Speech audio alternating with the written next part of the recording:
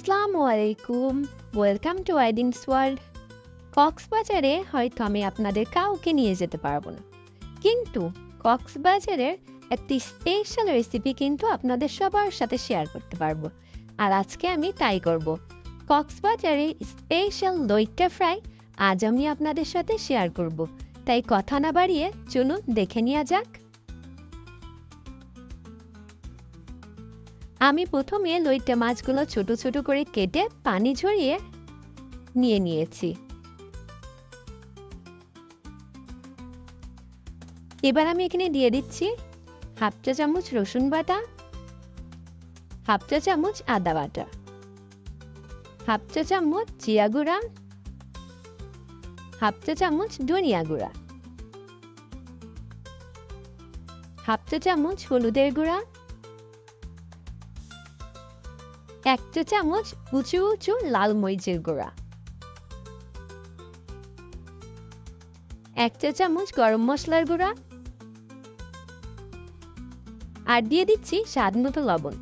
লবণটা আপনারা একটু ভেবে চিন্তে দিবেন, কারণ যেহেতু এটা সামুদ্রিক মাছ এখানে কিন্তু লবণ থাকে। আর দিয়ে দিচ্ছি এক টুকরো লেবুর রস। এবার এই সব মশলার সাথে মাছটাকে খুব ভালোভাবে মাখিয়ে নিতে হবে। মাখিয়ে নেওয়া হয়ে গেলে এবার আমি এটাকে আধা ঘন্টার জন্য একটু রেস্টে রাখবো। ফিরে আসলাম আধা ঘন্টা পর। এবার আমি এখানে দিয়ে দিব 1/3 কাপ ময়দা,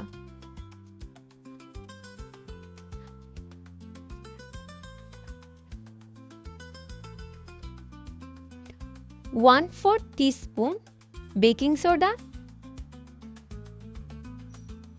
আর সামান্য পরিমাণে একটু লবণ। এবার এই উপকরণগুলোকে একসাথে খুব ভালোভাবে মাখিয়ে নেব।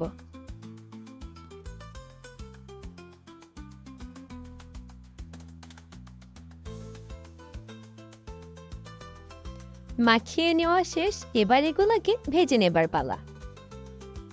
প্যানে আমি খুব ভালো করে তেল গরম করে নিয়েছি।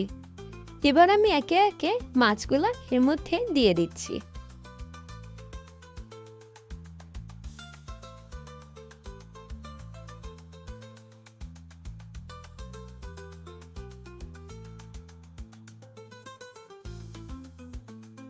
মাছগুলোকে খুব ভালো করে নেড়ে চেড়ে গোল্ডেন ব্রাউন কালার করে ভেজে নিতে হবে।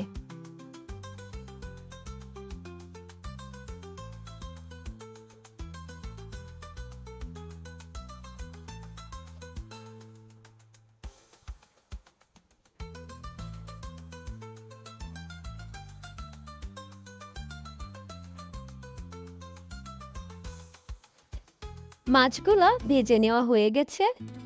এবার আমি একটা একটা করে মাছগুলো তুলে নিচ্ছি।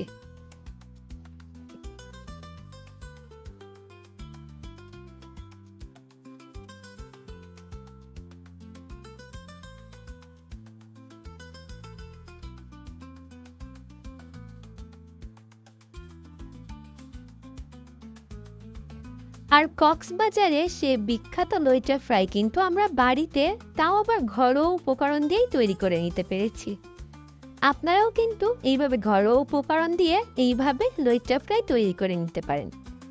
আজকে তাহলে এই পর্যন্তই। আপনারা সবাই ভালো থাকবেন, সুস্থ থাকবেন। আল্লাহ হাফেজ।